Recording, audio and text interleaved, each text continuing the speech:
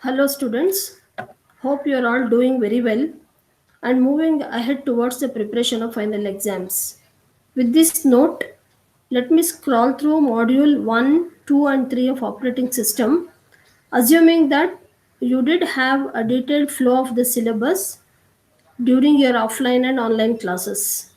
This session of mine would help you to remember, understand, and apply operating system concepts as per the revised Bloom taxonomy levels.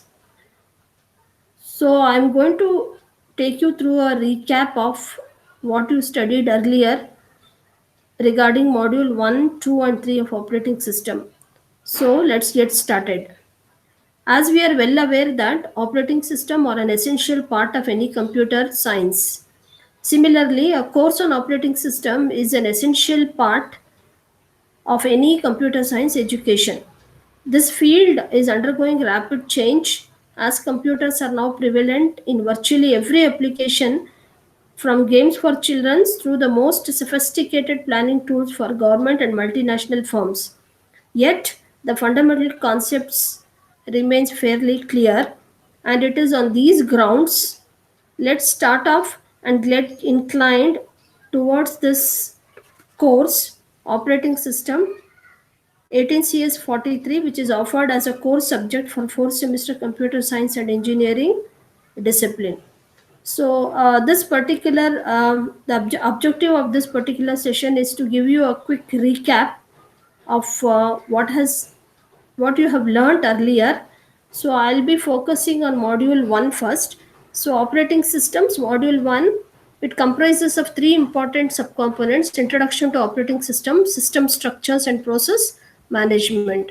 So the objective is to take you through module 1 concepts both from learning point of view and from examination point of view, so that you could easily remember, understand, and also apply based on revised Bloom's taxonomy. So the objective of module 1 is it comprises of only some basic theoretical concepts related to operating system. So let's look into what are the concepts we need to brush up, which is under module 1. So this particular module 1, the objective would be let's take a grand tour of the major operating system components and also cover some of the basic computer system organization. So to begin with, what is an operating system? We are well aware that it's a program that acts as an intermediary between a user of a computer and the computer hardware, and it has following goals. The first goal is it executes a user program and makes solving user programs easier, and then it makes the computer system convenient to use, and also it uses the computer hardware in an effective manner. So being an intermediate, it performs three things: it solves the problems, it makes the computer system easier, and it efficiently it uses the computer hardware. So coming back to the structure, so after having known that it is an intermediate, so let's look into the structure. Structure obviously has four components. You could easily remember this. Starting is hardware, followed by operating system, then the next is application programs, and on top you have the users. So hardware is always below the bottom. So we will adopt the bottom up approach. So we will put hardware down. What is this hardware? Hardware provides basic computing resources like CPU, memory, and I/O device. On top of hardware, you have operating system. We have already mentioned that operating system is an intermediate. So it has to be in between hardware and application programs. Apart from being an intermediate, it controls and coordinates use of hardware among various applications and users. Then you have application programs, which defines the ways in which the system resources are used to solve the computing problems of the users. Like for instance, word processors, compilers, web browsers, database systems, video games, etc. Finally, on top you have the users. Users need not be only people. Users can be people, machine, and also other computers. You can represent these four components of a computer system in a pictorial form. This is the diagram. You can as well practice a freehand sketch of this. So on bottom you can put a computer hardware followed by operating system. On top of it you have systems and application program, wherein you mention compiler, assembler, text editor, and database system. And on top you have user 1, user 2, user 3, etc. You can actually add on till user n.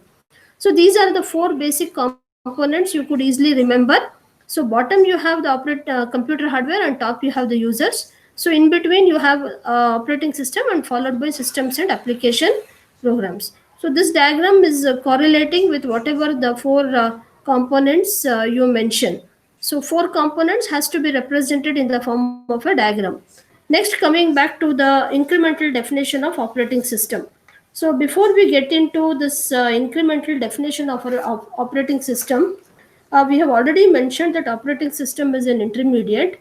Here, when you come to the incremental definition of operating system, what happens here is, you can see this, we have to look into the views of operating system, from the user point of view and also from the system point of view.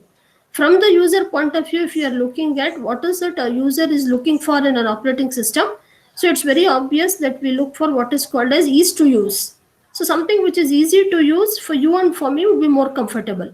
So ease to use. Apart from that, some attention is paid to performance and none to resource allocation, because resource allocation is not the business of a user. What user is looking for is easy to use.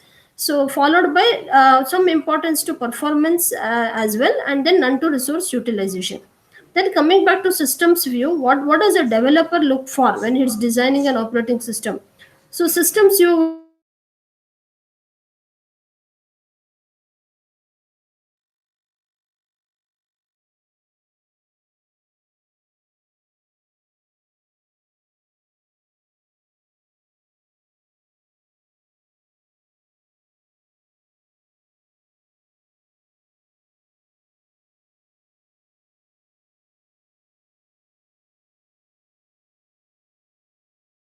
it manages all the resources, decides between conflicting requests for efficient and fair resource use, and also that operating system is a control program, meaning to say that it controls the execution of programs to prevent errors and improper use of the computer. So two different views of operating system. One is the user view, another one is the system view.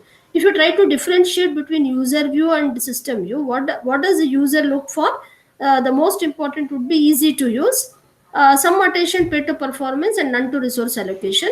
Here on the system side, resource allocation becomes the main point here. Resource allocation, allocating how much of CPU, memory, file storage, IO, etc.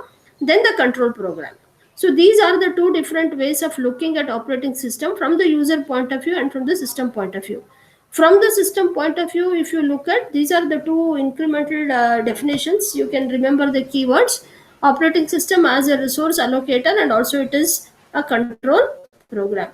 Now coming back to the architecture, what is the architecture? Different architectures. There are various architectures. Let's begin with the first one, that is multiprocessor. So multiprocessor. Before we start off with multiprocessors, let's look into what is a single processor. So as the word says, single processor is one main CPU which is capable of executing a general purpose instruction set. So obviously single means one main CPU. So obviously it will have less advantage because there is only one single CPU. So let's move on to multiprocessor. Multiprocessor is two or more processors in close communication, sharing computer bus and sometimes a clock, memory and peripheral devices. So multiprocessors are also called as parallel systems, or they are also referred to as tightly coupled systems. So these multiprocess systems are growing in use because of its own advantage. So what is advantage? We have certain advantages. First is the increased throughput, second is economy of scale, and third is increased reliability. So these are the three things you should remember. Increased throughput is multiprocessor does more work in less time. More work in less time, obviously, because of it comprises two or more processors. Economy of scale is multiprocessor will cost less than equivalent multiple single processor systems. So it will cost less than the equivalent multiple single processor systems. Third is increased reliability. How does a multiprocessor ensures that it gives best reliability? Here when you say reliability, it means to say that failure of one processor will not halt the system. Rather, it may only slow down the system to some extent, but definitely it is not going to halt the system. This is a very fantastic advantage of a multiprocessor: increased reliability. So increased reliability, it happens through what is called as graceful degradation or fault tolerant. Graceful degradation here means ability to continue providing services proportional to the level of surviving hardware. So services are provided proportional to the level of surviving hardware. Fault tolerant means here systems they suffer a failure of any single component and still continue operation. So even if there is a failure of some single component, still the operation will continue. So this very clearly tells us the reliability aspects of multiprocessor. So apart from increased throughput, trying to do more work in less time, economy of scale, cost less than equivalent multiple single processor system. It also ensures increased reliability through graceful degradation, or it is also called as fault tolerant. Now coming back to two types of multiprocessor, first is asymmetric and then second is symmetric.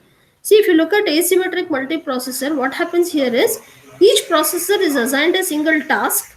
That means the master controls the system. So when the master controls the system, the other processors look to the master for instructions, or they have a predefined task.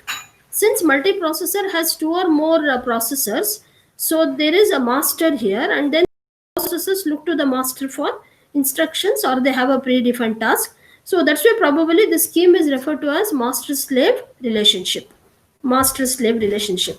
Whereas in case of symmetric multiprocessor, Whereas in case of symmetric multiprocessor, what happens is all processors are peers. All processors are peers. So there is no master-slave relationship. Or there is no master-slave relationship. Example is you can give Solaris commercial, which is a commercial version of Unix operating system, which is defined by Sun Microsystem. So the benefit is many processors can run simultaneously. The benefit is the many processors can run simultaneously. So this is the difference between asymmetric and symmetric. Asymmetric is master slave and symmetric is peer to peer relationship. This is a diagrammatic representation of symmetric multiprocessor architecture, where you can see the three processors, they are peers: CPU 0, CPU 1 and CPU 2, each one of it having the registers and cache, and they share the common memory. So this is a representation. They establish what is called as peer to peer relationship, whereas asymmetric it has got what is called as master slave relationship. So this is the basic difference between asymmetric multiprocessor and symmetric multiprocessor. Probably you can have a freehand sketch of this diagram when you try to write some content on symmetric multiprocessor architecture. Then we will move on to what is called as clustered systems. Cluster systems, before I can tell you cluster systems, the generally accepted definition is cluster systems they share storage, and they're closely linked via LAN, and they provide high availability service. So if you look at the enhancement in a clustered system here is, cluster systems are similar to parallel system. The word looks very similar, as they both have multiple CPUs. However, a major difference is that cluster systems are created by two or more individual computer systems merged together. Basically, they have independent computer systems with a common storage, and the system works together. So just similar to multiprocessor, cluster systems are also categorized into two types: asymmetric and symmetric. So like multiprocessor systems, cluster systems, they have multiple systems working together. They usually share the storage via a storage area network. So, and the advantage is high availability service, which survives the failures. Now asymmetric clustering here is again, it has one machine in hot standby mode. What is the meaning of this? One machine which is in hot standby mode, meaning to say that what happens here is there is one machine which is in hot standby mode. So while the other machine is running the application, the hot standby mode machine does not do anything, or it does nothing but monitors the active server. In case the active server fails, the hot standby mode machine becomes the active server. So this is a concept behind asymmetric clustering. Whereas in symmetric clustering, you can see it has got multiple nodes running applications monitoring each other. So that means two or more hosts are running simultaneously and they monitor each other. So that is why it is supposed to be more efficient when compared to asymmetric clustering. So this is the basic difference between asymmetric clustering and symmetric clustering. Similarly, how you have multiprocessor asymmetric and symmetric, similarly clustering. So these are the two important architecture. One is multiprocessor, second is clustered. Not to get confused, you should know the types of under multiprocessor, and also you should know the type of clustered systems. Clustered systems, mainly they are used for high performance computing, and the applications are written to use the parallelization. That is, parallelization is a concept where you can use more than one concept. Now coming back to, after understanding the architecture, next is the structure. Structure here, I will quickly scroll through this since it's a recap class. So let me just tell you the most important components so that you are able to remember, and apart from remembering, also understand, and probably in the module 2 you will be applying some of the concepts in numerical problems, module 2 and module 3. So module 1, since I'm taking module 1 now, it basically focuses on the important concepts. So I advise that you all know the basic concepts of operating system. So now moving on to operating system structure, multi-programming. The answer lies in the question itself. Multi-programming is more than one program. So what is this multi-programming means? So here multi-programming here means let's look at this multi-programming like this. So we will just continue this multi-programming maybe in some time. So you, what is that, where is that we have stopped? We stopped till architecture. So we will move on to multi operating system structure, probably in sometimes later. I will start this.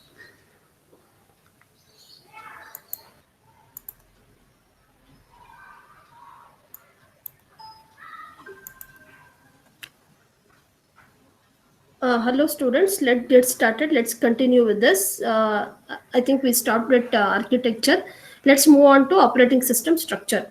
Here I was just mentioning about multi-programming. What is this multi-programming? How is this useful in operating system? One of the most important aspect of operating system is the ability to multi-program. One of the most important aspect of operating system is the ability to multi-program. Why this is the most important aspect? Because CPU time is very precious, and CPU has to be kept busy always. So there should be more than one program running so that the CPU utilizes, or the programs are utilizing the CPU, and CPU should be kept busy. So this idea is very common in life situation. You can compare the multi-programming aspect to a lawyer who does not work only for one client at a time. When he is attending to one client with some trial cases, he will be doing documentation for another client, and then he will be filing a case for the third client. So most of the time you can see that the lawyer is always busy with one client or another. So imagining this life situation of a lawyer, you can correlate with multi-programming. So multi-programming, what happens is, here the system resources are utilized effectively, and this is actually, it improves the efficiency. So multi-programming is needed for efficiency. A single user cannot keep the CPU and IO devices busy at all times. Therefore, what happens is, multi-programming organizes the jobs. Jobs are nothing but the code and data, so that CPU always has one to execute. So there is a subset of total jobs in system memory. So one job is selected and run via job scheduling. So when it has to wait for IO, for example, operating system switches to another job. So like this, the operating system switches from one job to another. So most of the time, the CPU is remaining busy. So this is the concept behind multi-programming. Now, one important drawback of this multi-programming is, what happens here is, it does not provide user interaction with the computer system.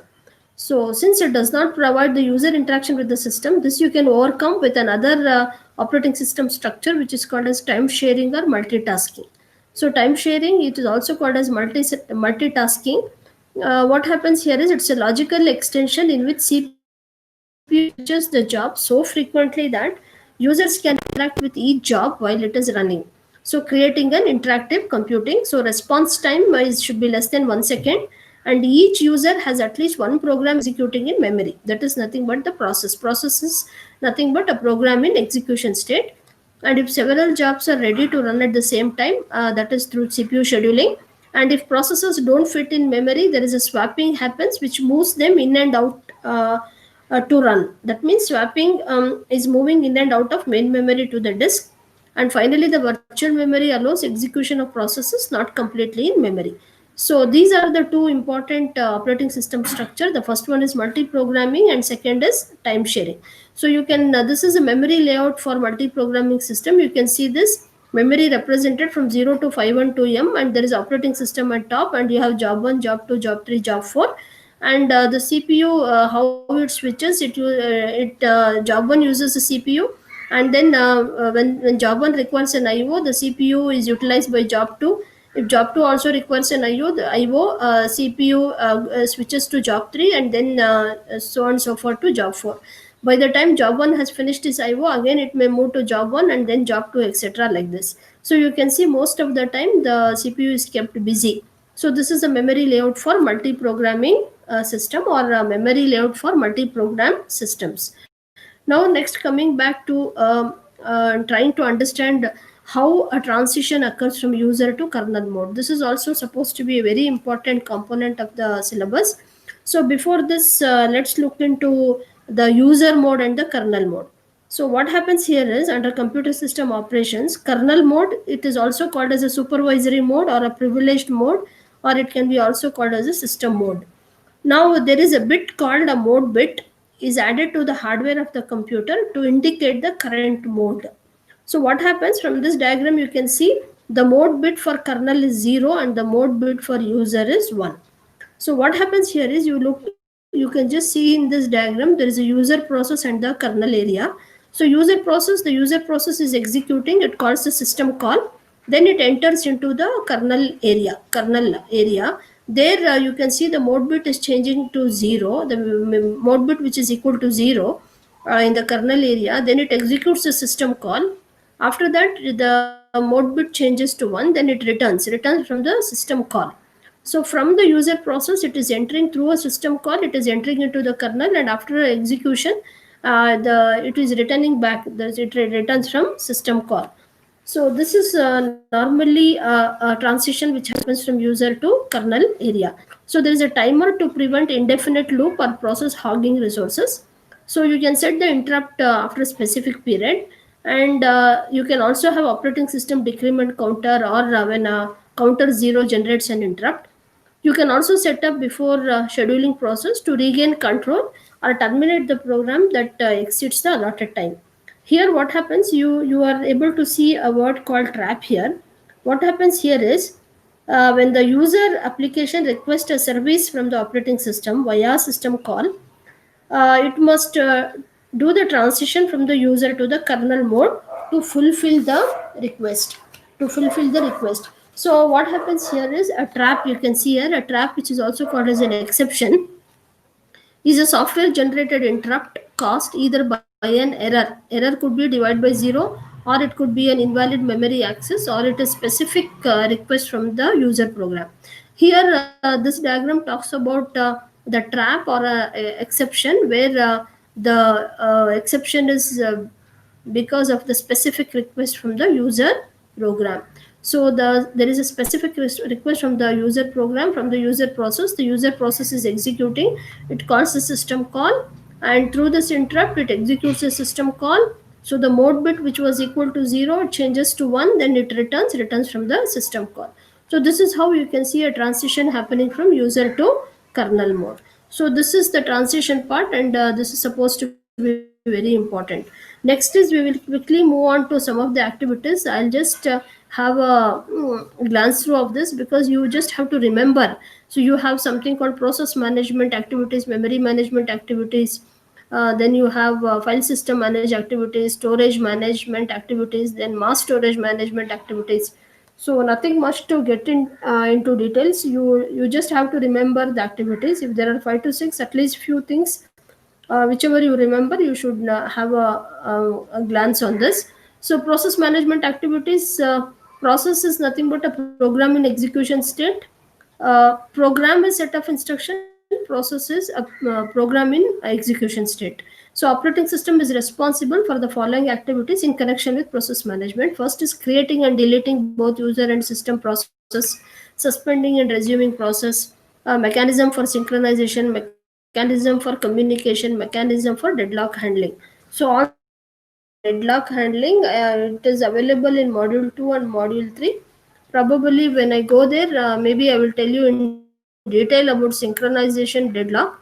But as of now, these are some of the activities you should remember: creation, deletion, suspending, resuming, synchronization, communication, and deadlock handling. Next, moving on to memory management. All data in memory before and after processing. All instructions in memory in order to execute. And some of the activities here are keeping track of which part of memory are currently used, by whom, and then how much it is used, and deciding which process or part thereof and the data to move into and out of memory, allocating and deallocating memory space as needed.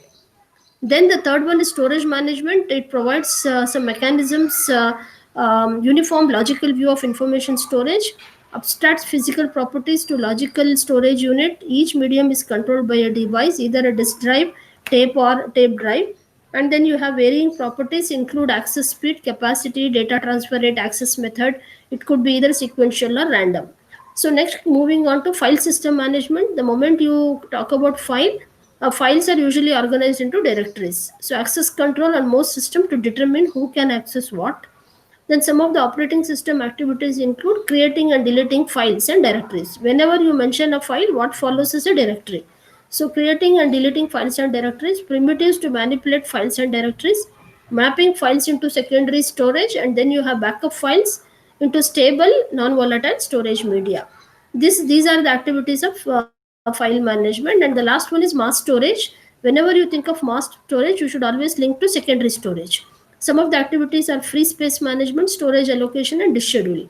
Scheduling, you will see the complete detailed view in module 5. And I think you have also gone through some of the disk scheduling algorithms. So in detail, module 5 is comprising only disk scheduling algorithms, which is basically a mass storage. These are some of the activities. It's very important that you know these activities.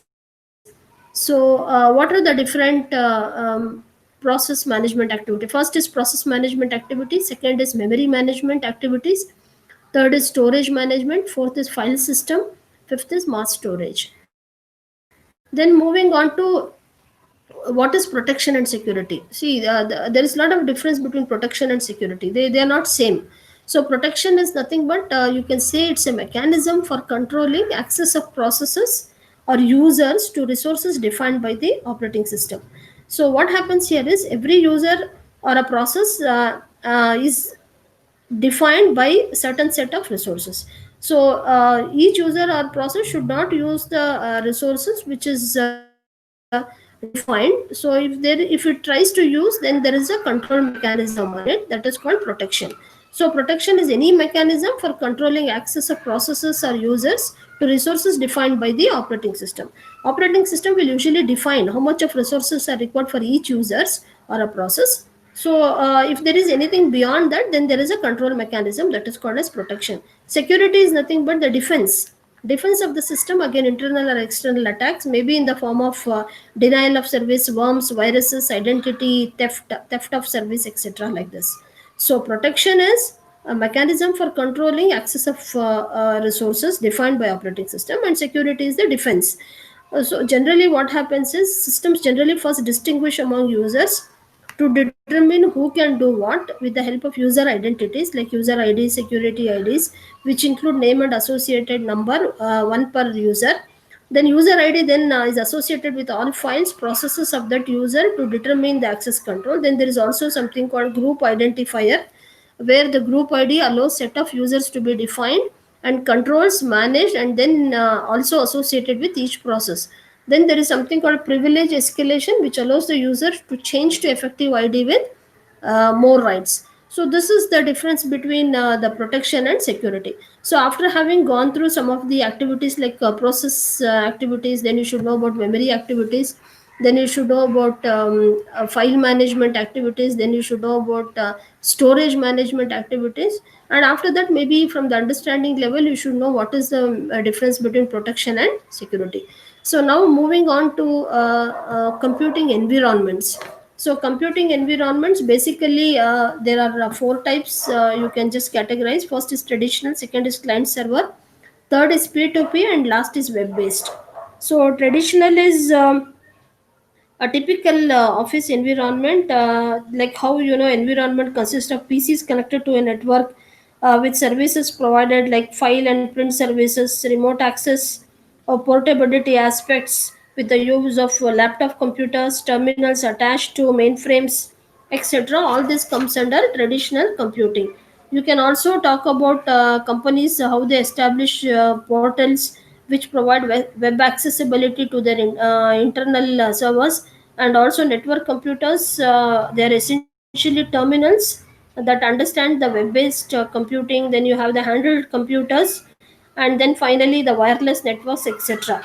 So these are some of the things probably you can talk about under traditional computing. Then the client server I already mentioned. Client server, what happens, as PCs have become faster and more powerful and cheaper, designers have shifted from centralized system architecture. Terminals are connected to centralized systems, which are now being uh, substantiated by PCs. So you have the corresponding interface functionality once handled directly to the centralized system. So you have what is called as the client system and the server system. The server system will satisfy the request generated by client, and then here you can categorize into what is called as compute servers and file servers. Compute servers provides an interface to which a client can send a request to perform an action. For example, read data. In response, the server executes the action and sends back results to the client. This I have already mentioned to you in my earlier session. A server running a database that corresponds to client request for data is an example of this. Then you have the file server system, which provides a file system interface, where you can see that clients can create, update, read, and delete files. An example of this is a web server, which delivers files to clients running web browsers. And the third one is P2P, peer to peer. So another interesting development and environment is peer to peer. Here, this structure is used for a distributed system, where in this particular model you can see that clients and servers are not distinguished from one another. This also I made a mention. Instead, all nodes within a system are considered peers, and each mapped as either a client or a server, depending on whether it is requesting or providing a service. So P2P offer an advantage over a traditional and client server systems. In a client server system, the client is a bottleneck, but in a peer to peer system, the services can be provided by several nodes distributed throughout the network. So these are some of the interesting things about peer to peer network. Then the last one, you have the web based. Last you have the web based. So the web based has become very popular, leading to more access by a wider variety of devices that are dreamt for a few years. PCs are still the most prevalent access devices with workstation handled PDS, and you can see even the cell phones most important. Web computing, you can say that it has increased the emphasis on networking. Then devices that were not previously, what do you say, previously networked, now it has included wired and wireless access devices which were not networked now have faster network connectivity provided by either improved networking technology or optimized network implementation code, etc., etc. And there is also something called load balancers. The implementation of web based computing has given rise to a new category of devices called load balancers. What is this? Load balancers, they distribute network connections among a pool of similar servers. So operating system like Windows 95, which acted as web clients, have evolved into Linux and Windows XP, which can act as web servers as well as clients. So generally, the web has increased the complexity of devices because their users require them to be web enabled. So these are some of the general things you can talk about web based.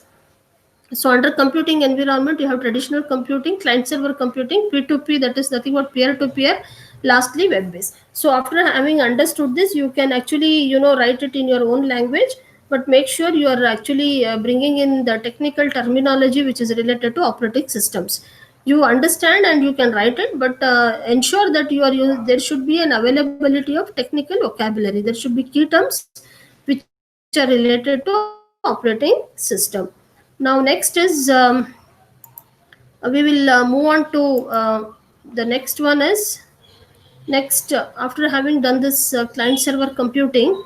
So the next would be operating system services.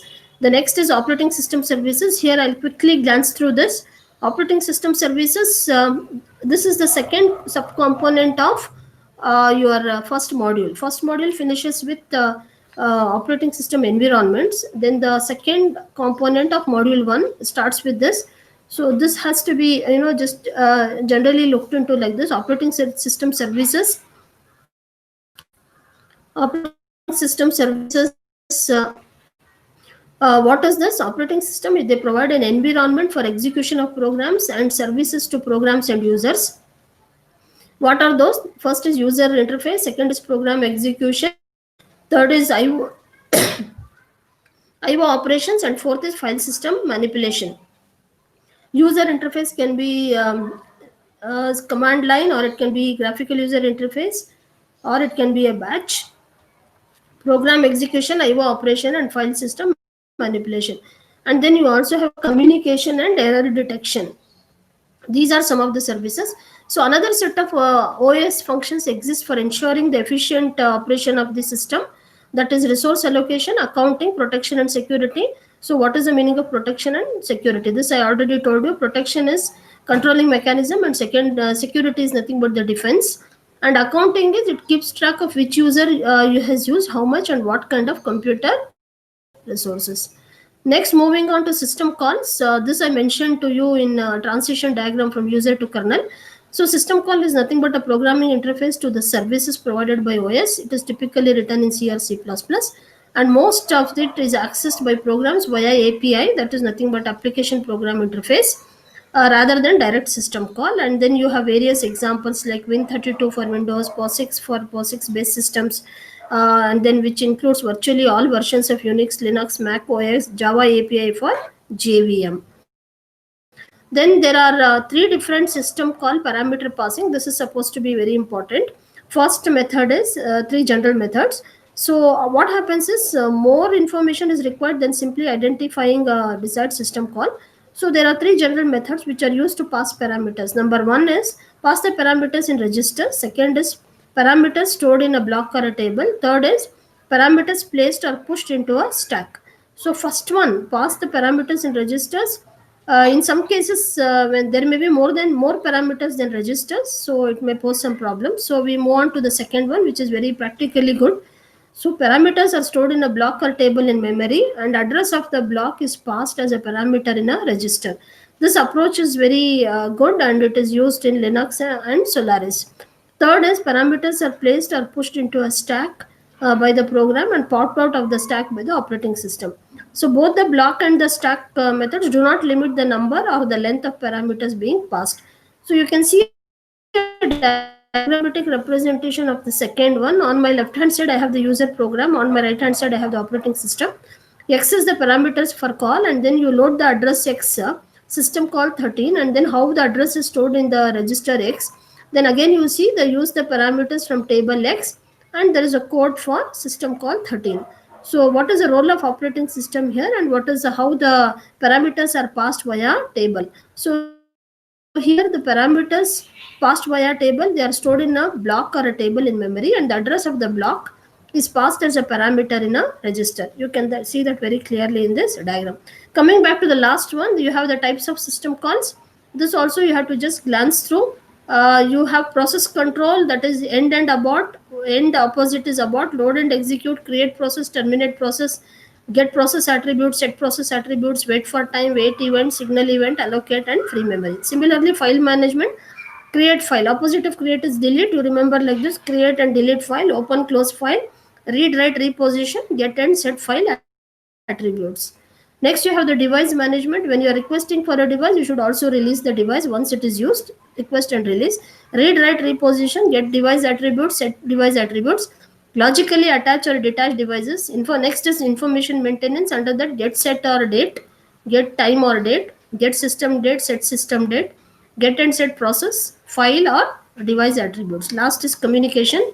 Create, delete communication, send and receive messages, transfer status information. Then you have what is called as attach and detach remote services. So these are some of the interesting types of system points, very important both from learning and examination point of view. The last one is, what is a system program? System program provides a convenient environment for the program development and execution, and they are divided into 3 plus 4, 7 types. File manipulation, status information, file modification, programming language support, program loading and execution, communication, and last is application programs. You may have to just go through this 3 plus 4, totally 7 system programs along with definitions. So each one is explained in 2 to 3 sentences. Management is creation, deletion, copy, rename, etc. Status is some ask the system for information, date, time, amount of available memory, disk space, number of users, etc. All this comes under status information. File modification is about text editors to create and modify files. Programming language support is obviously compilers, assemblers, debuggers, and interpreters. And then program loading and execution is through loaders, linkers, overlay loaders, etc. Communication is mechanism for creating virtual connection among processes, users, and computer systems. So here you allow users to send messages to one another's screens, browse the web page, send electronic mail message, log into remotely, transfer files from one machine to another. Then the last one, we have what is called as virtual memory. Here, if you look at this diagram, what is that you are able to understand from this?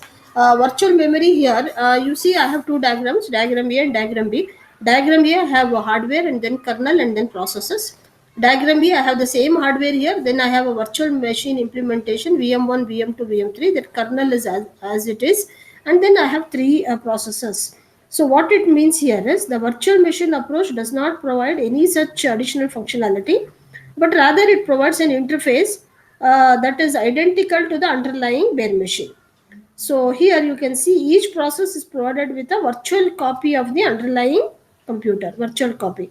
So there are several reasons for creating a virtual machine, all of which are actually fundamentally related to being able to share. This is very important, able to share the same hardware yet run several different execution environment, that is different operating system concurrently. So this is the basic objective. And what is happening here is, throughout this session on virtual memory, you can see the diagram here. So users they are given their own virtual machines. They can then run any of the operating system or software packages that are available on the underlying machine. Like for instance, IBM VM system, a user normally runs CMS, a single user interactive operating system.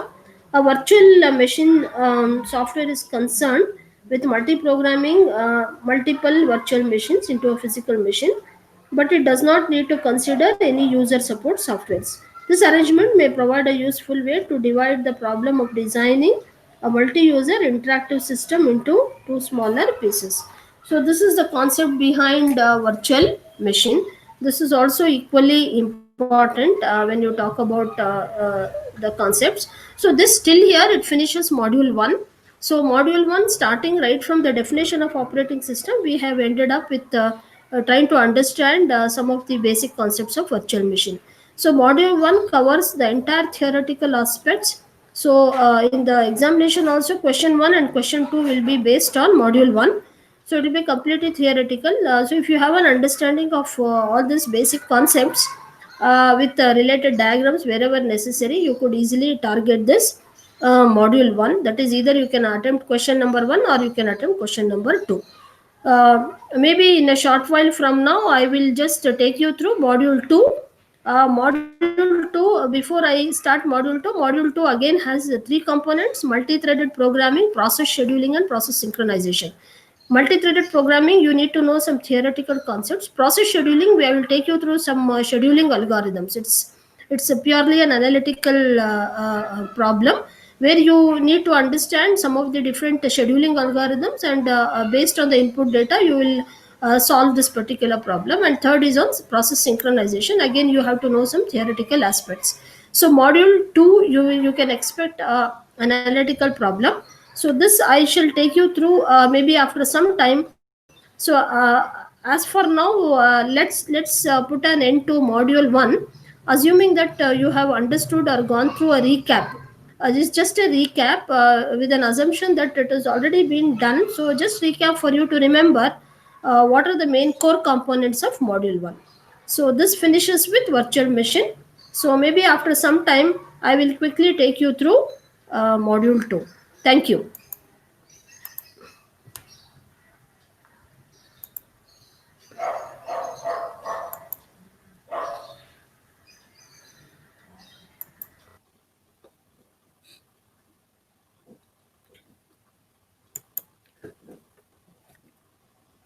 Hello students, let's move on to module 2 of operating system. In my previous session, I covered entire module 1 comprising of three things, three components. One was introduction to operating system structure, followed by process management. We completed till virtual machine. Now we'll quickly move on to module 2 operating system. This also has three components: multi-threaded programming, process scheduling, and process synchronization. This second module, you can expect a problem which comes under process scheduling. So this has got some analytical problems. Let's look into it quickly.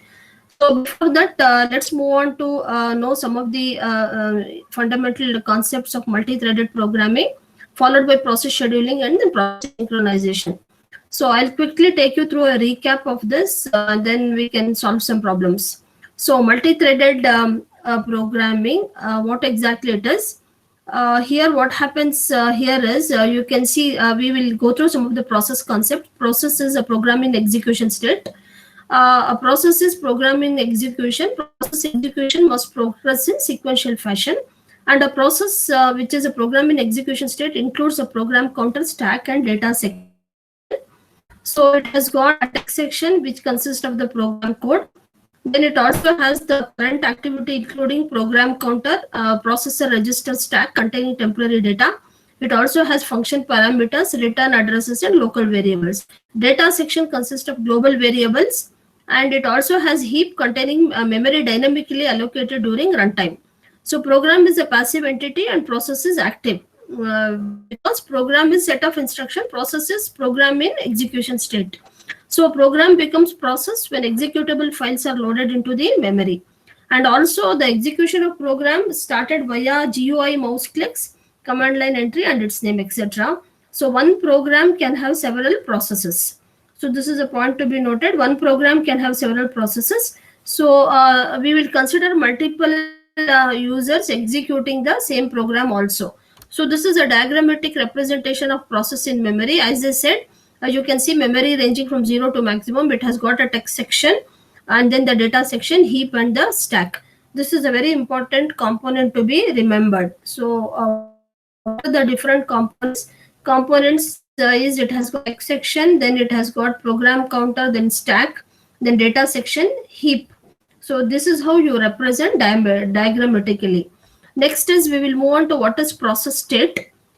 There are basically 5 states here. We have to look into 5 states. The first one is new process is created. Then when the instructions are executed, it gets into a running state. And when the process is waiting for some event to occur, it goes into waiting state. And when the process is waiting to be assigned to a processor, it is in a ready state. And last is when a process has finished its execution, it gets into terminated state. So these are the 5 process states you should remember, starting from new, running, waiting, ready, and terminated. So a process which is created, it has to execute its instruction, running state. Then after that, it has to wait for some event to occur, waiting state, and then it has to wait for to be assigned to a processor, ready state, and finally the process has to get terminated. So you can see a simple diagram of process state here. So all the states are represented in oval shaped structure: new to ready, running, waiting, and terminated. You can actually look into this diagram like this. A process is created here. You can see here it gets into a ready state, and once it is in a ready state, it gets into running state. After that, it will exit and get terminated. So this way also it can happen. A process is created, it gets into a ready state, then after that it gets into running state. When it is in a running state, because of an interrupt, again it comes back to ready state, and after that from ready it goes to running, and from running it gets terminated, that is exit. So you can also look into like this. A process is created, it gets into a ready state, then after that it gets into running state. After that there can be an IO or an event wait. When there is an IO or an event wait, it gets into a waiting state. Once the IO or the event is completed, it gets into ready state. From the ready state, it goes to running, and then it can exit. From running, it can exit, or if there is an interrupt, again it can come back to ready state. From the ready state, it can get into running, and finally it gets into the terminated state. So this is the state diagram of process state. So we have gone through what is a process, then we saw some of the process states, and then we also looked into the diagram of process state. Now with these three preliminary information, let's move on to what is the single and multi-threaded processes. This is also very important from the learning and from examination point of view. So before we can start off with single and multi-threaded process, let's look into what is a thread. I think if you remember a thread, that is a traditional a heavyweight process has a single thread of control. So if the process has multiple threads of control, obviously it can perform more than one task at a time. So single thread, one task. If a process has multiple thread of control, it can perform more than one task at a time. So example is many software packages that run on modern desktop PCs are multi-threaded, because you can look into a practical example like this. An application which is typically an application typically is implemented as a separate process with several threads of control. For example, a web browser might have one thread which displays images or text, while another thread retrieves data from the network, etc. Or you can give another example, that is your example which is very close to you. A word processor may have a thread for displaying graphics, another thread for responding to keystrokes from the user, a third thread for displaying or performing spelling and grammar checking in the background. So like this, each thread performs one particular task. So single and multi-threaded, single thread can perform one task, multi-threaded can perform more than one task at a time. See, this is the diagrammatic representation. On my left hand side, I have single threaded process. On my right hand side, I compare single threaded with multi-threaded. What is the difference here? Single threaded, you can see it has got register, stack, code, data, and file. If you look at multi-threaded, what is common here? Code, data, and file is common. Code, data, and file is shared by all the three threads, and each thread has its specific registers and stack.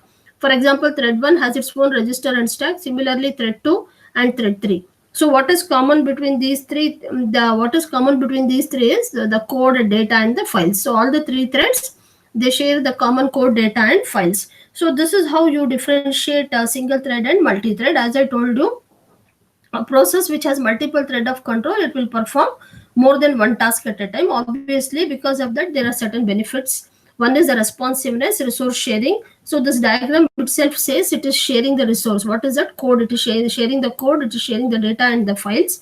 And then third is economy, obviously, and then it has got the scalability. These are some of the important benefits you can actually think of. Next, moving on to multi-threaded models. This is also yet another important content from the examination point of view. I think every student should have an awareness of this. So what is this multi-threaded models? There are three models here. First is many-to-one model. Then you have one-to-one model, and also you have many-to-many models. So before we can get into this and represent this in the form of a diagram, there's something called user threads are supported above the kernel. There are two threads here, user thread and the kernel thread. So user threads are usually supported above the kernel and managed without the kernel support, whereas a kernel thread are supported and managed directly by the operating system. So user thread and kernel thread. So we'll look into the first one, that is many to one. Many to one. You can see there are many user threads, and then there is one single thread. So what happens here is, in this particular model, many user threads are mapped to one kernel thread. Many user threads are mapped to one kernel thread. So this is how many to one model looks. And since many user threads are mapped to one kernel thread, we can go for the second one to one model, where here in this you can see it provides more concurrency than many to many. So how it provides more concurrency to many when compared to many to one?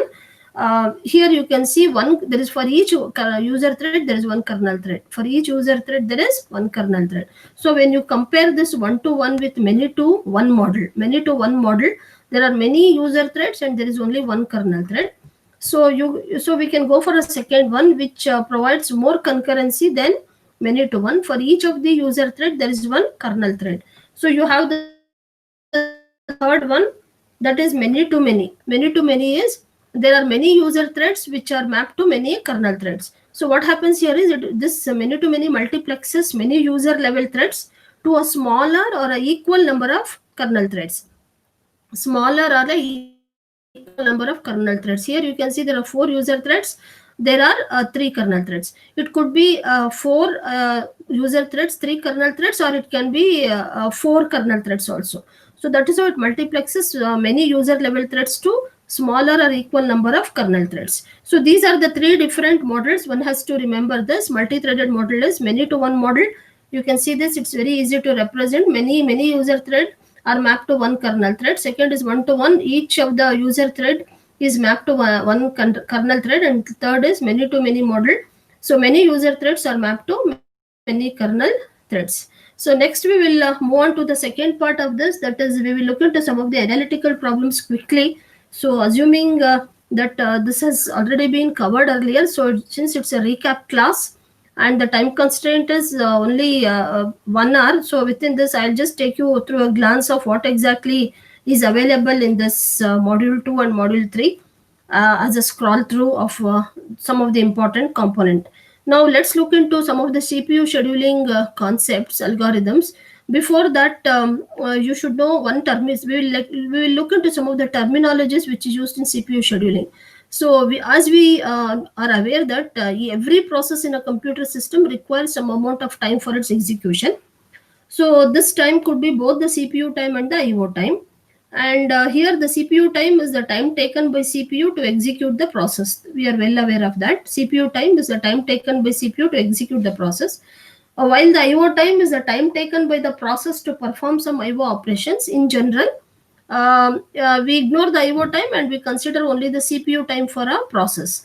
So this is referred to as the burst time. Burst time is nothing but the total time taken by a process for its execution on the CPU. So for all the numerical problems which are related to CPU scheduling, you can see a term called burst time which is available in the input. So what is a burst time here? Burst time is the total time taken by the process for its execution on the CPU. So keeping in mind the definition of burst time, so we will look into some more terminologies under the heading called scheduling criteria. So there are basically 5 scheduling criteria. Number 1 is CPU utilization. In my earlier session also I told you that we should keep the CPU as busy as possible. In multi-programming, I think we mentioned that it should be, since the CPU time is very precious, it has to be kept busy as possible. Throughput is nothing but number of processes that complete their execution per unit time. And third is turnaround time, amount of time to execute a particular process. And the last but one is waiting time, amount of time a process has been waiting in the ready queue. And the last one is response time. Response time is the amount of time it takes from when a request was submitted until the first response. Until the first response is produced, not the output from time sharing environment. So in all the numerical problems, some of these parameters will be asked. You will be asked to calculate the turnaround time or the waiting time and the response time. So therefore, it is very essential that you know the definition. So before you start calculating what is the turnaround time or the waiting time of a process or the response time of a process, it's essential that we know the terminology. So under scheduling criteria, what is CPU utilization, definition of throughput, turnaround time, waiting time, and the response time. So keeping these terms in our mind, let's move to the first scheduling algorithm, that is called FCFS. first come first serve. So as I told you that in this particular problem, you have two inputs are given to you. One is a process, another one is a burst time. So what is a burst time here? Burst time is nothing but it's a total time taken by the process for its execution. Total time taken by the process for its execution on the CPU. Now you look at this in this problem, you have three processes, P1, P2, P3, and the burst time of P1 is 24 milliseconds. Millisecond is the unit. P2 is 3 milliseconds, P3 is 3 milliseconds. So we will assume that the processes arrive in an order, P1, P2, P3.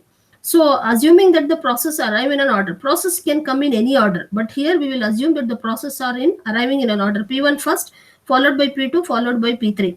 So how will we calculate the waiting time and then the average waiting time? For that, we will represent this particular process in the form of a chart, which is called as Gantt chart. Gantt chart for this FCFS process scheduling. So P1, obviously it arrives at 0 milliseconds, so it executes for 24 milliseconds. You can see this chart. Then P2 comes at 24 from 24 milliseconds, it executes for 3 milliseconds, that is 24 to 25, 26, 27. And then from 27, P3 starts from 27 and executes for 3 milliseconds, 27 to 28, 28 to 29, 29 to 30.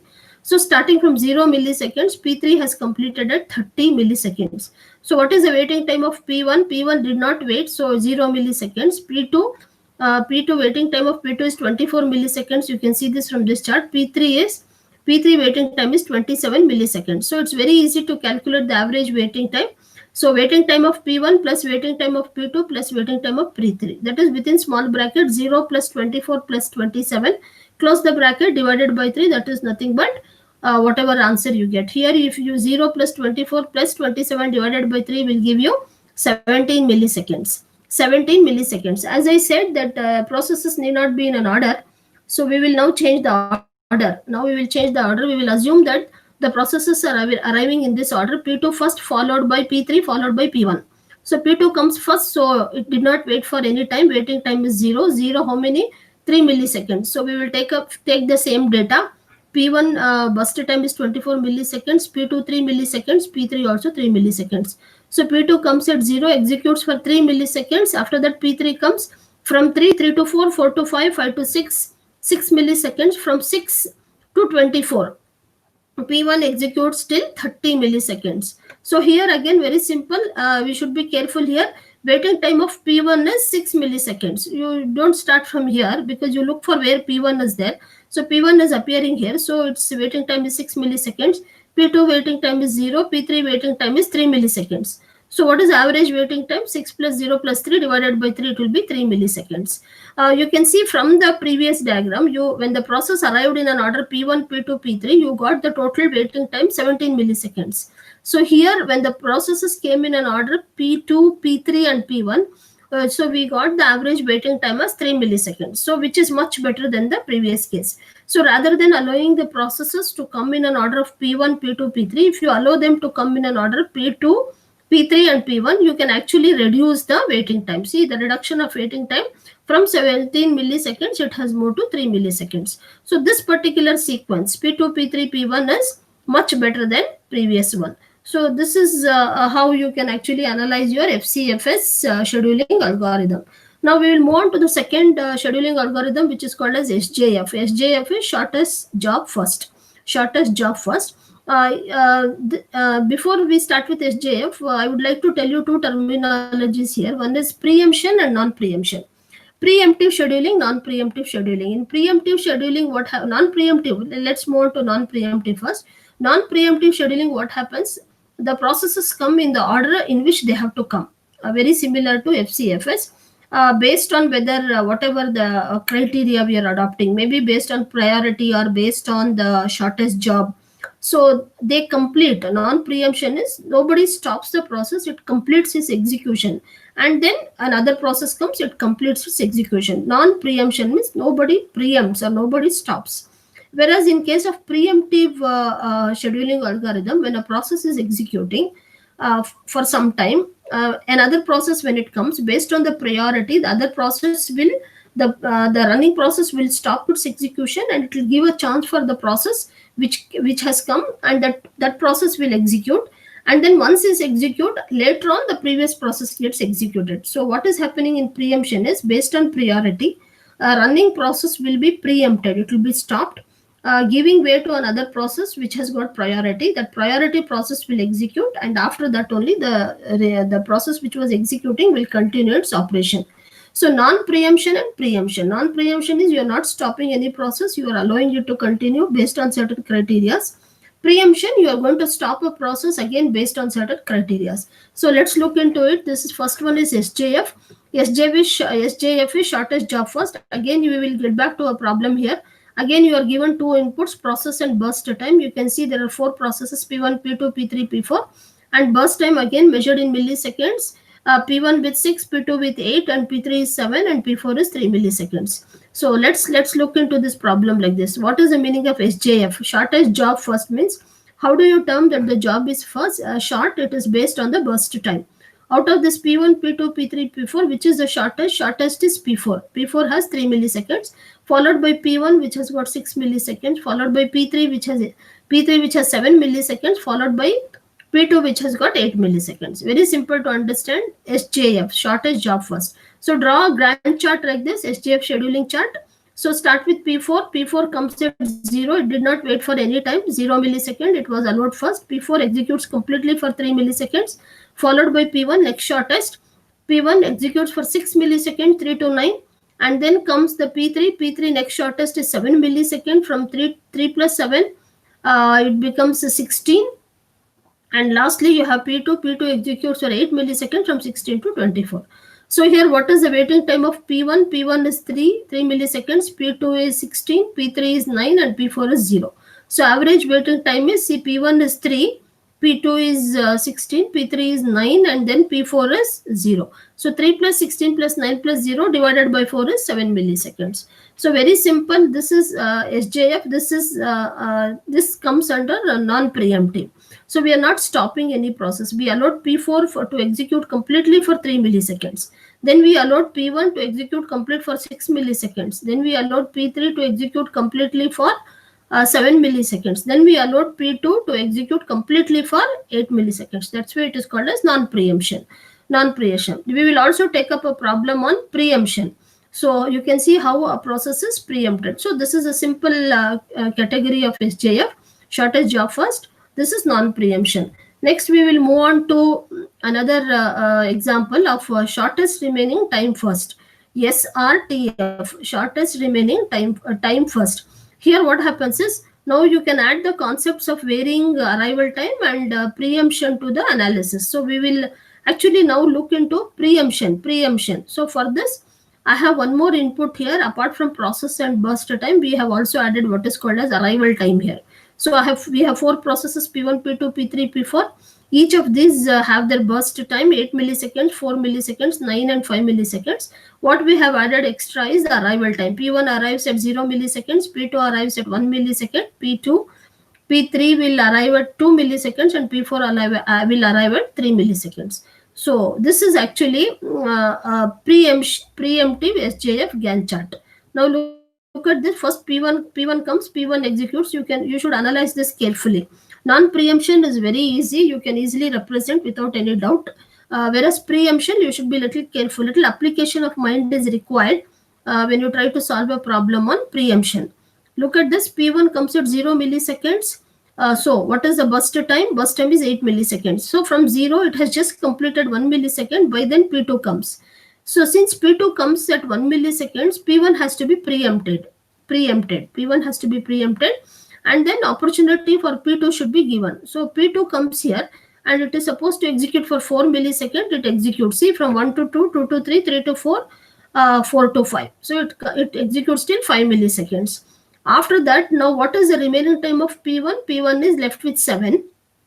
Compared to 7, P2, it arrives at 1 millisecond and its burst time is only 4. So P2 is given an opportunity to complete, and P1 is preempted. P2 completes 4 milliseconds. Now we are left out with P3 with 9 and P4 with 5. So among this 7, 9 and 5, 7 left out with P1, P3 is 9 and P4 is 5. 5 is against shortest. So you allow P4 to execute completely. So 5 to 5 milliseconds, 5 to 6, 6 to 7, 7 to 8, 8 to 9, 9 to 10, 10 milliseconds. Then after that, we are left out with P1 with 7 milliseconds, P3 with 9 milliseconds. So 9 and 7 and 9, P1 is short. So P1 finishes 7 milliseconds, followed by P3, it finishes 26 milliseconds. So you can see two segments of P1. P1 just finished 1 millisecond. The 7 remaining millisecond was completed here. Why it finished only 1?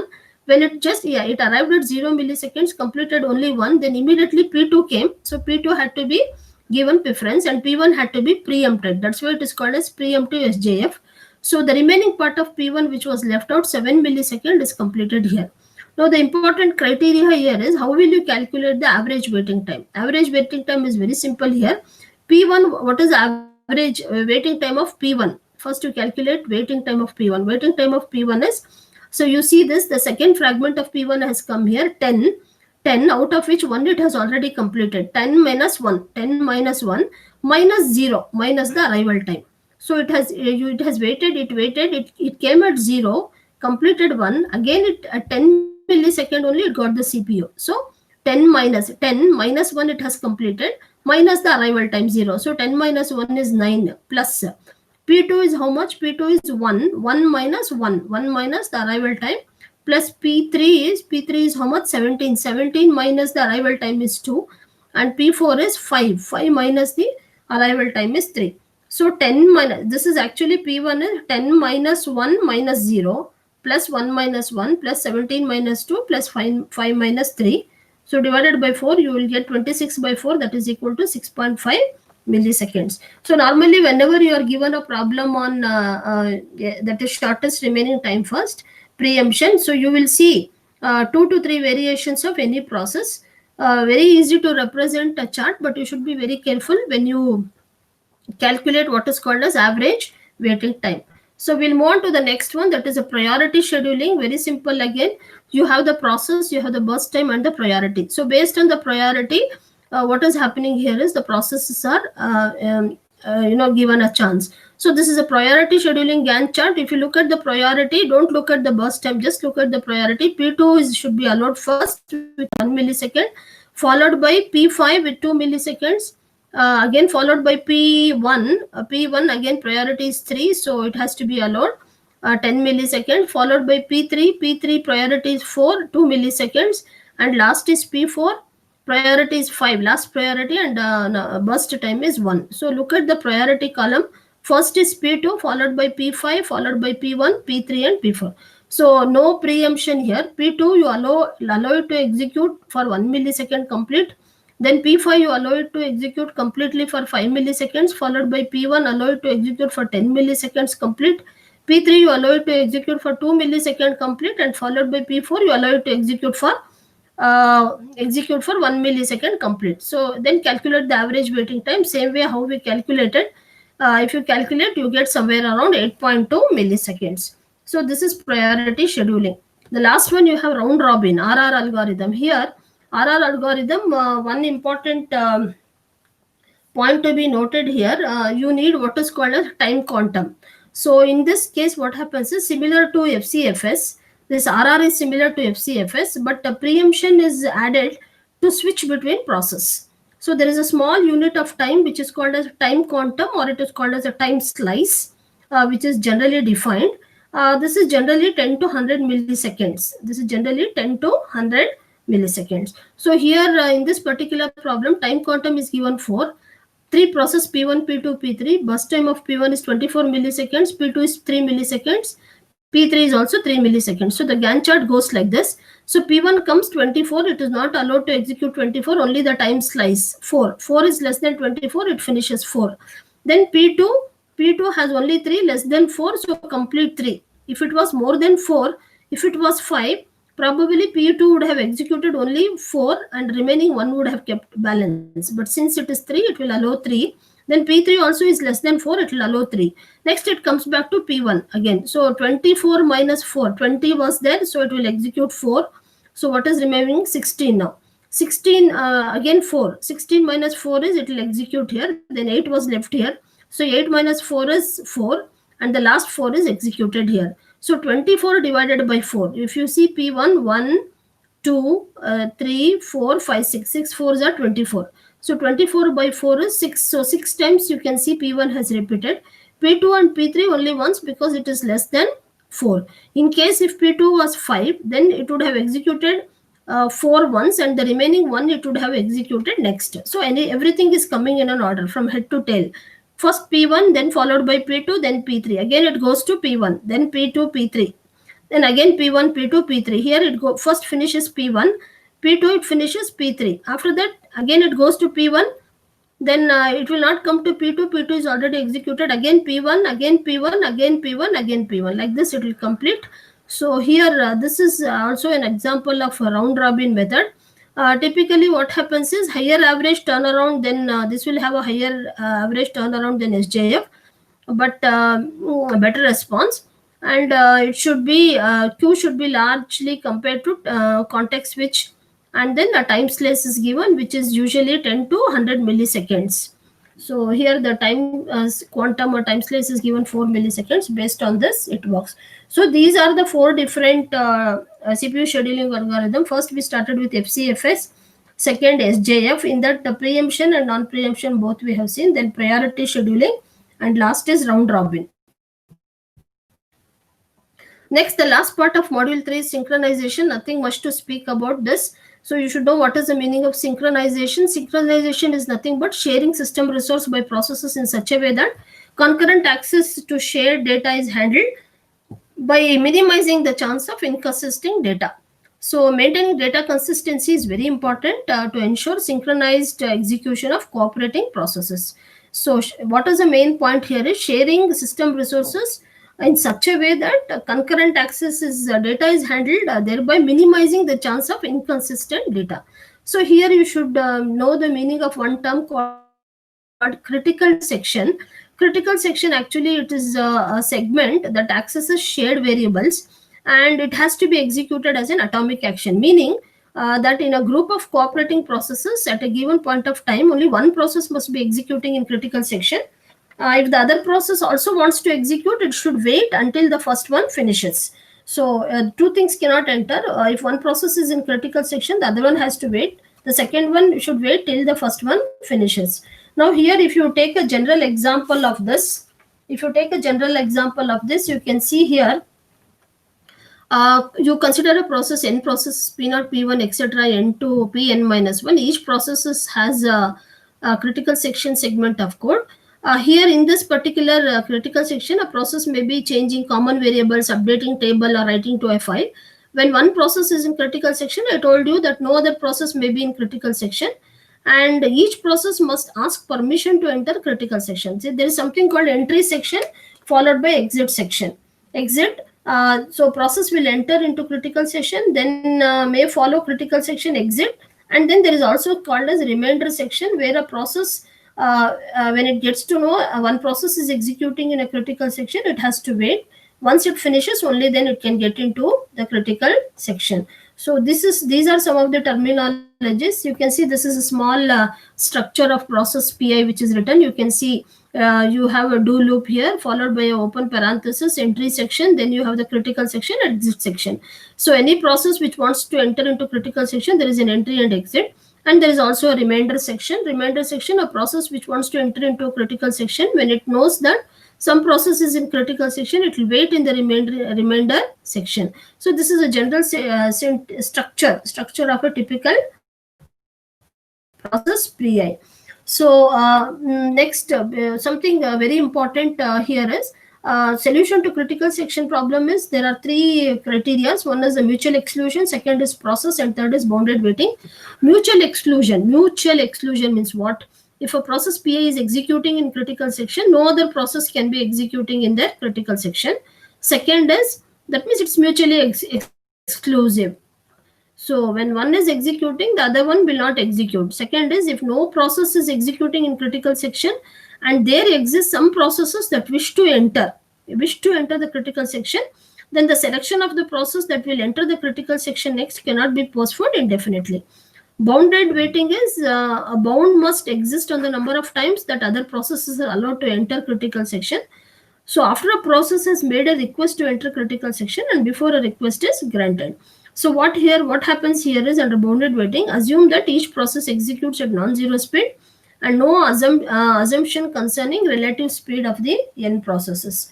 So this is there is a solution for critical section problem. This is called as what is called as a Peterson problem. Peterson problem here, what happens here is, you can see there are two processes. We will assume that the load and store instructions are atomic.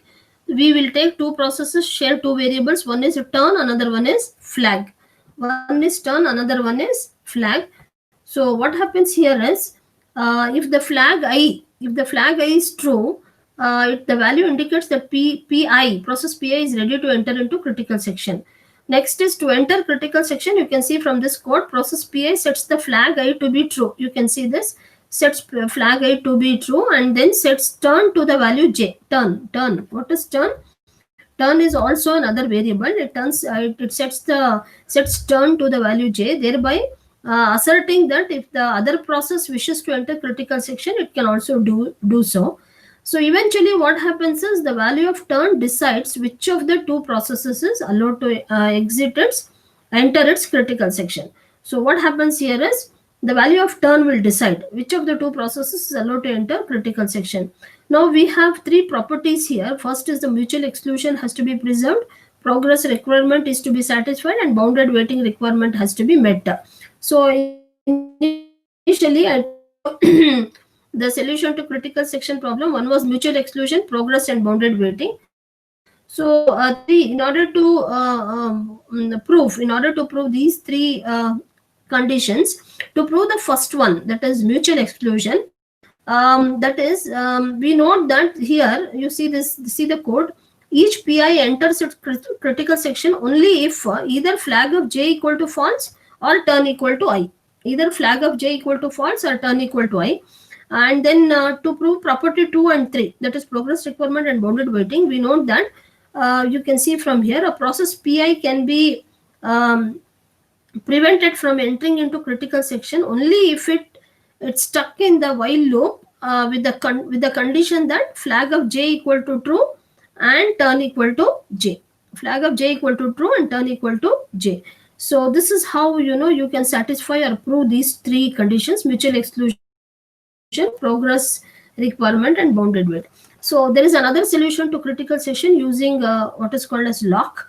What is this lock? In general, any solution to the critical section problem requires a simple tool.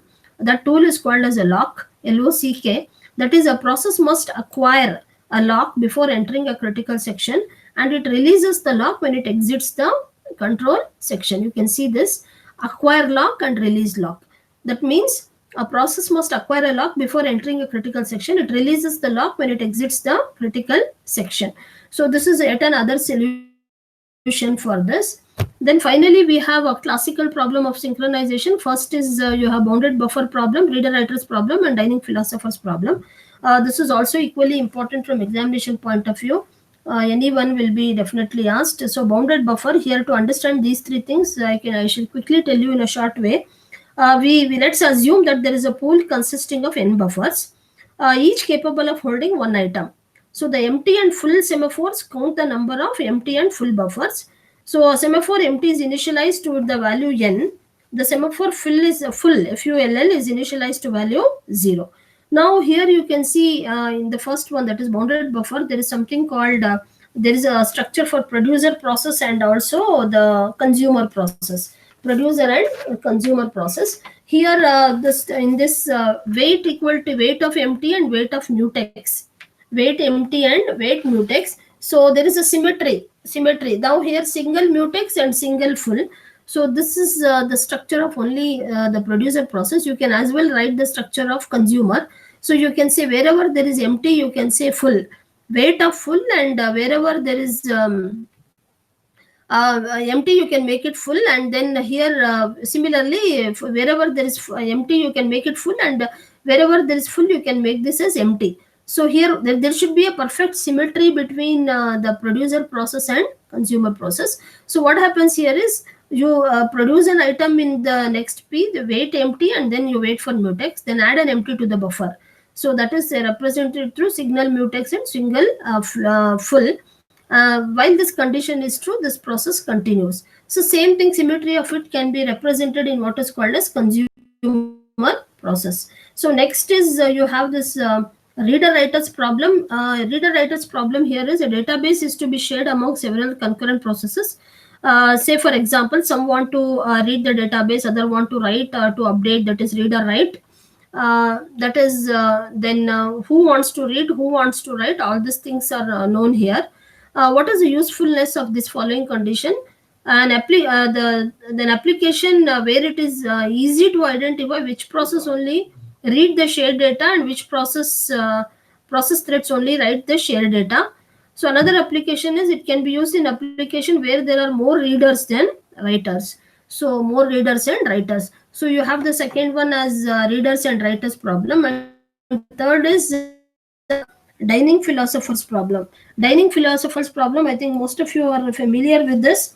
Dining philosopher problem here is you see we can consider five philosophers who spend their time lives thinking and thinking and eating. Philosophers share a circular table surrounded by five chairs, each belonging to one philosopher. In the center of the table, there is a bowl of rice, and the table is laid with five single chopsticks. You can see that in this diagram. When a philosopher thinks, he or she cannot interact with other colleagues. But time to time, you can see that philosopher gets hungry and tries to pick up the two chopsticks that are closest to him or her. The chopsticks that are between her and her left and right neighbors. A philosopher may pick only one chopstick at a time. Obviously, she cannot pick up a chopstick that is ready in the hand of a neighbor. So, what happens here is when a hungry philosopher has both the chopsticks at the same time, she eats without realizing her chopsticks. When she is finished eating, she puts down both the chopsticks and starts thinking again. So this is the problem statement behind this dining philosopher's problem. One simple solution is to represent each chopstick with a semaphore. A philosopher, you can see here, one solution is representing the chopstick with a semaphore. Each philosopher tries to grab a chopstick by executing a weight operation, and then on that semaphore, what happens next is he or she realizes her chopsticks by executing a signal, operation on the appropriate semaphore. So these are some of the things you can think of when you are talking about dining philosophers problem. So the solution to the dining philosopher problems that ensures freedom from deadlock is allow at most four philosophers to be sitting simultaneously on the table. Allow a philosopher to pick her chopstick only if both the chopsticks are available. To do this, she must pick them up in a critical section. And then we can also say that use a symmetry, use a asymmetric solution. Use a asymmetric solution, that is, an odd philosopher picks up first her left chopstick and then her right chopstick, whereas an even philosopher will pick a right chopstick and then the left chopstick. So these are some of the probable solutions you can give for the dining philosopher problems. Ultimately, any satisfactory solution to the dining philosopher problems must guard against the possibility that one of the philosophers that one of the philosopher will starve to death. So a deadlock free solution does not necessarily eliminate the possibility of starvation. So these are some of the things you can think of when you talk about your dining philosopher's problem. So this is also a solution to dining philosopher's problem. You can see monitor dining philosophers thinking, hungry eating is the enum. Then you have the condition five philosophers. So you have the pickup, and then you have the pickup, and then state of I equal to hungry. You test it. If the state of I is not equal to eating, then you will have to wait.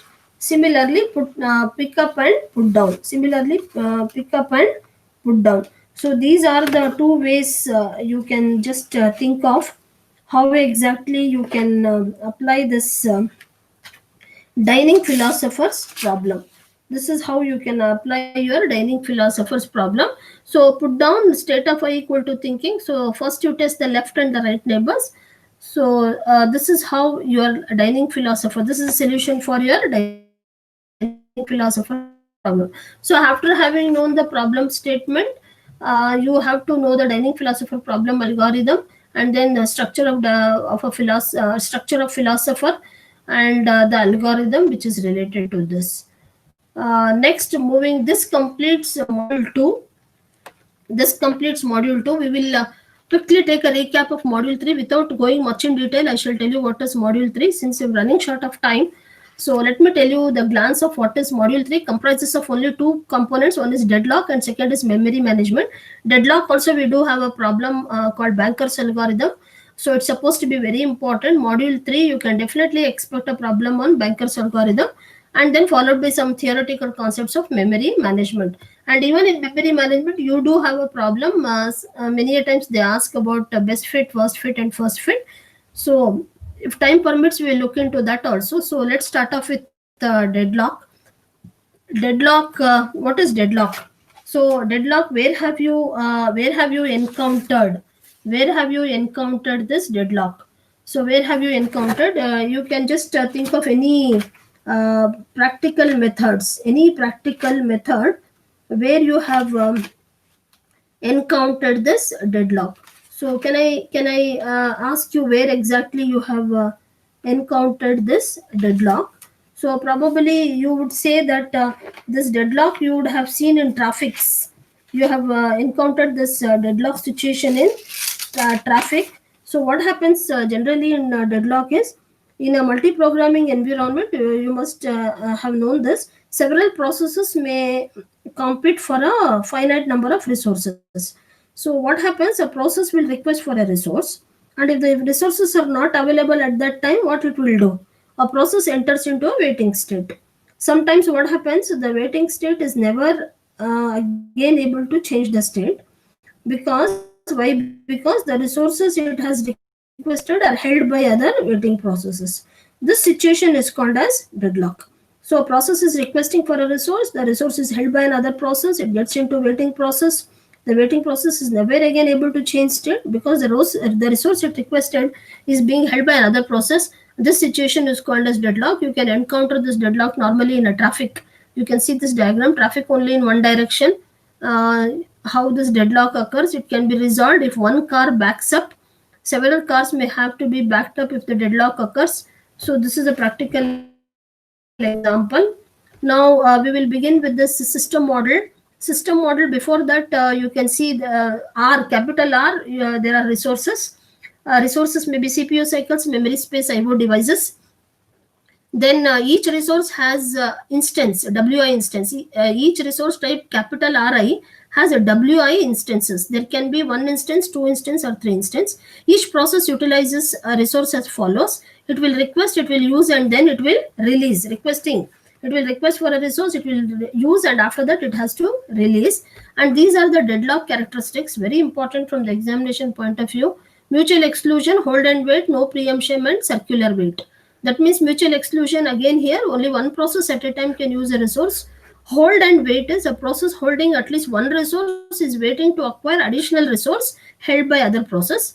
No preemption is a resource can be released only voluntarily by the process holding it after the process is completed.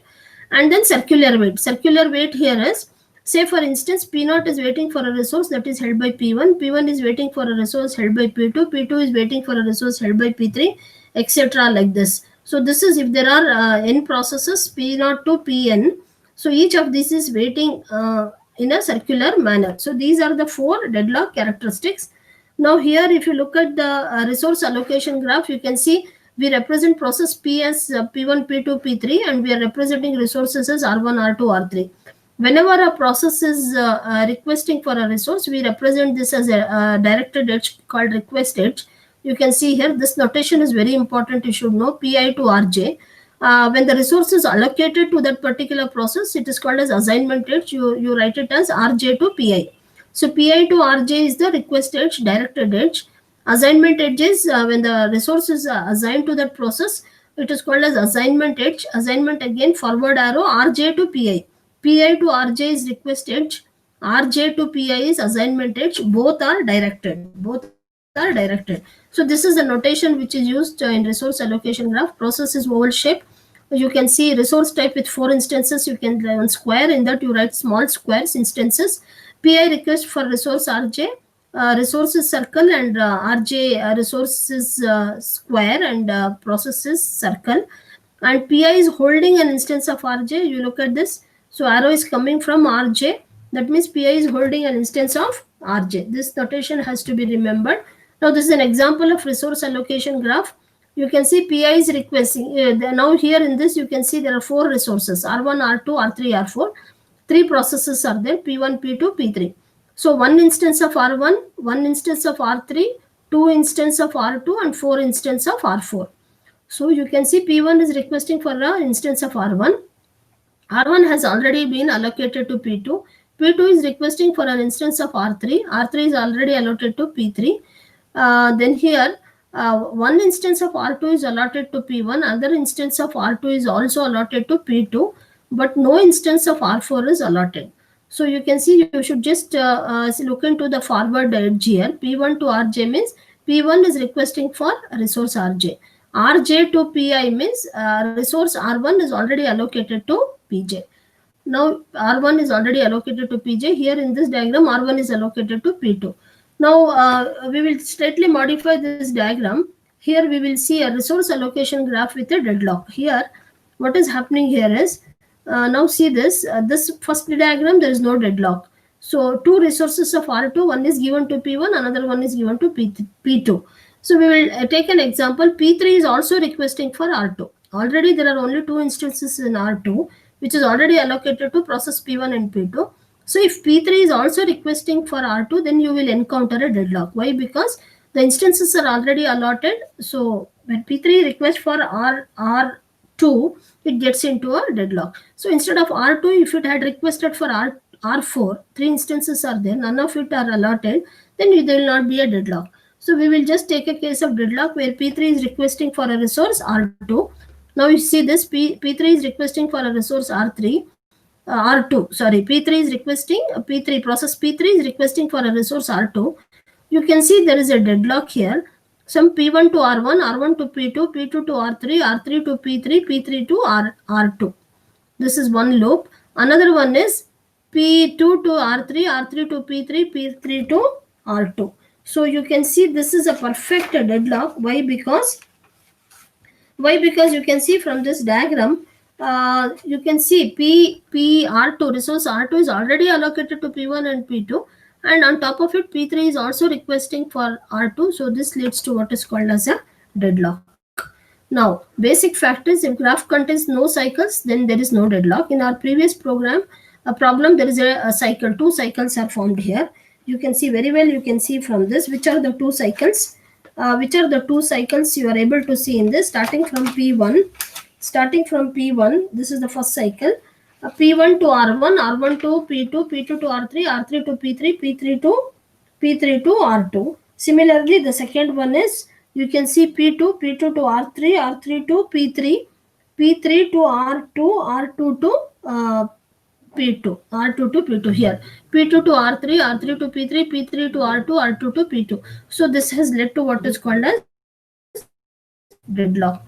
Basic fact is, if graph contains no cycles, no deadlock. If graph contains a cycle, if only one instance, then deadlock. If several instances are there, there is a possibility of deadlock. So these are some of the different methods. One is deadlock prevention and avoidance. You can just go through this. Again, deadlock prevention is through mutual exclusion, hold and wait, no preemption, and circular wait. Avoidance, what you should do, avoidance, there are 3 points here. The simplest is, each process must declare maximum number of resources, and then the deadlock avoidance should be dynamically, it should examine the resource allocation state to ensure that there can never be a circular wait condition. Third is, resource allocation state is defined by number of available and allocated resources and the maximum demand of the process. So there is something called a safe state here. A system is in a safe state if there exists a sequence P1, P2, etc., and all processors in the system such that each process has been allocated a resource, and then PI can still request can be satisfied by currently available resources. So process is in a system, you can say in general, system is in a safe state when it has the resource a process is requested. If it is not available, it will wait. and once the process which is using the resource, when it releases, it will be allocated to it. Now, how do you find out the safe state? If a system is in safe state, then there is no deadlock. If a system is in unsafe state, then there is a possibility of deadlock. So avoidance is they ensure that the system will never enter into an unsafe state. Now this is an example. You see P0, P1, P2. Each of maximum need is 10, 4, and 9, and the current need is 5, 2, and 2. Now see, this is a diagram. Wherever it is safe, there is no deadlock. When the system is in an unsafe state, it is leads to deadlock. So avoidance algorithm. There are two algorithms. Single instance, you can use resource allocation graph. Multiple instance, you can use Banker's algorithm. So Banker's algorithm is a problem which is used to solve this deadlock using which has got multiple instances. So before we start Banker's algorithm, you need to know this four data structures. N is the number of process, M is the number of resource type, available, max, allocation, and need. Max, allocation, and need, they are all the matrices n cross m matrix, where the max of I comma j equal to k, where process pi may request at least k instances of resource type rj. Whereas available is a vector. Available is a vector with of length m. So these are the four data structures: available, m, allocation, and need. So how much is available, what is the maximum the process is requesting, and how much it can be allocated. First three. Then you calculate the need. Need is nothing but maximum minus allocation. Suppose say for P0, what is the resource available, how much it is requesting, and how much it can be allocated. Say for example, available is 10, maximum it is requesting 20, and how much it can be allocated. So that is decided by Banker's algorithm. Need equal to max minus allocation. So here you have the safety algorithm. You should go through these four steps. Let work and finish be vectors of end and n, work equal to available. Now you have to find out I such that if finish of I equal to false, and you check whether need is less than or equal to work. If need is less than or equal to work, if no such I exists, go to step 4. Otherwise, you change the value of work equal to work plus allocation. So this procedure continues, the safety algorithm. So one more algorithm is there, that is resource request algorithm. Here what you do is, if the request is less than need, go to second step, request, check for request less than equal to available. Then you change the values of available, which is equal to available minus request. Allocation is allocation plus request. Need equal to need minus request. So in a problem, both these categories will be given. You will have to apply safety algorithm to find out the safe sequence. Second, if a request comes from the particular process, you should decide whether a request can be granted or not. That can be done with the help of resource request algorithm. So this is a problem which is given. So here very simple, it is 5 processes P0 to P4, each 3 resource type. A has 10, B has 5, and C has 7. So you can see allocation, max, and available column is given. You can find out the need. Need is nothing but max minus allocation, and you apply this safety algorithm here. Safety algorithm, every time you have to check whether the need is less than or equal to work. If the need is less than or equal to work, if it is yes, you go to step 4. If no such I exists, go to step 4. Otherwise, you change the value of work equal to work plus allocation. So like this, you can go on checking. Some of them will be true and false. If whichever is false, you can leave it. Then go on moving and come back. Whichever is true is fine. Then you go back again. Whichever was false, you make it true. Because every time you can see an incremental value of work keeps on changing, because the by formula you can see work equal to work plus allocation. Every time the value of work gets increased, so that whichever process was in a false state will get into a true state. So here it is written here, you can see find an I such that both finish of I equal to false. Whichever was false, you again it will come back to true. Once if the finish of I equal to true for all I, then the system is in a safe state. Now for this particular problem, you can see first P1, P3, P4, P2, and P0. So P1 was true first, P2 was false, so we left it like that. P3 was true, then P4 also was true. After P4, from P0 to P4, we went back to P0. P0 was again false. Then P0, yes, P0 was true. Then P2. So you can either write it as P0 comma P2, or you can also write P2 comma P0. So P1, P3, P4, P2, and P0 satisfies the safety criteria. Now Now second one, if a request comes from 102 process P1 with 1 comma 0 comma 2, can the request be granted? So how will you do this? Same problem again, allocation, need and available. First you find out the safety sequence. So since the request is coming only from P1, you have to change three values here. Which is the three values I told you in this algorithm? Available, allocation. Available value of P1 you change, allocation, that is available minus request, allocation is allocation plus request, and then find out the need. You can see process P0 available has changed, allocation also has changed based on the formula. Again, using the same problem, once you change the values of P0 for allocation and available and calculate the need matrix, then you can apply again the same thing, safety algorithm, find out the safety sequence, and after that finally say a request can be granted. Request can be granted. So you execute safety algorithm, get the safety sequence. Now you can finally say the request which has come from P1 with 102 can be granted. So you can try out this problem. Can request 330 from P4 can be granted. Can request of 020 from P0 can be granted. So this is what the banker's algorithm is. Two algorithms. Usually a problem will appear. Apart from that, you will also be asked to write the safety algorithm and the resource request algorithm. Theoretically, you should know both the algorithms and the problem. When you are doing a problem, you can, just to remember, you can write the algorithm on the right hand side of the paper so that you will easily remember this particular problem. Maybe sometimes later again I will just share a video of only banker's algorithm, since because of time constraints I'm moving a little fast. Maybe in the next session I will share a video only on banker's algorithm. Probably you will understand in a much better way. The last one is resource allocation graph and wait for graph. So here resource allocation graph, you see this P1 is requesting for resource R1. R1 is allocated to P2. P1, this is P2. P2 is requesting for R3, and R3 is allocated to this process.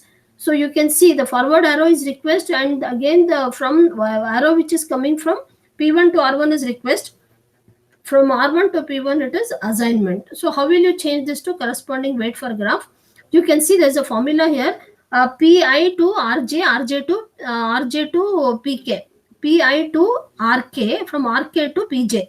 So when there is a resource in between, so you can directly connect that P1 to Pi to Pj. You can see this from P1 to R1, R1 to P2. So I directly connect from P1 to P2. Similarly, P2 is requesting for R3, R3 to P6. So from P2 I connect to P3. Similarly here, P2 to R4, R4 to P3. So from P2 to P3. Similarly P3 to P4, P4 to P1. So how do you convert a resource allocation graph to corresponding wait for graph? This is what it is. And the last part of this is memory. So you have to just go through this memory chapter. It is just some theoretical concepts, nothing much in this. So you should know about what is a base and a limit register. A base register holds the smallest logical physical memory address, whereas the limit register specifies the size of the range. Here you can see the base is this, limit is you are adding these two, and that is how you got the limit. And then you should know some of the definitions: compile time, load time, and execution time. This is very simple, you can just go through it. The logical address space versus physical address space. Logical is generated by CPU. It is also called as virtual address. Physical address is address seen by the memory unit. What is logical and address, physical address? These are asked as a definition terms. Then the schematic view of swapping, how the swapping occurs. This earlier also I told in the introduction chapter. From main memory to secondary storage, you have the user space, and then how the processes are swapped out from the user space to the secondary storage or backing storage, and how it is swapped in from the secondary storage back to main memory. You could just go through this. Paging is a mechanism which is used to retrieve processes from the secondary storage into main memory in the form of pages. So the main idea here is to divide the process in the form of pages. The main memory is also divided in the form of frames. What happens here is one page of the process is to be stored in one of the frames of the memory. You can also see pages can be stored at different locations, but the priority is always to find the contiguous frames or holes. So paging here, what happens, you're dividing the physical memory into fixed size blocks which are called as frames. and then divide the logical memory into blocks of same size called pages. So we keep track of all the frames. To run the program of size n, we need to find n free frames and load the program. We set up what is called as a page table to translate the logical to physical address.